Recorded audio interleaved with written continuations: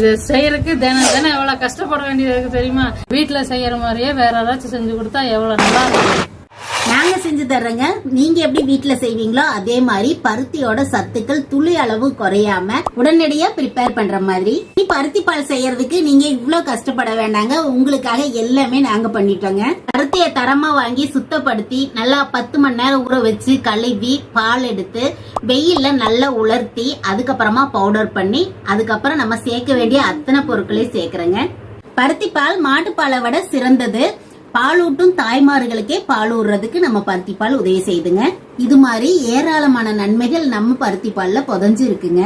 சுக்கு, மிளகு, ஏலக்காய், திப்பிலி, அதிமதுரம், அஸ்வகந்தா, சித்திரத்தை, இனிப்புக்காக நாட்டு சக்கரை, இது எல்லாம் சேர்த்து நம்மளோட பருத்தி பால் தயாரா இருக்கு உங்க வீட்டுக்கு வர்றதுக்கு. நம்ம பருத்தி பாலை 1 வயசு குழந்தைகள்ல இருந்து கர்ப்பிணிகளும் பெரியவங்களும் தாராளமா எடுத்து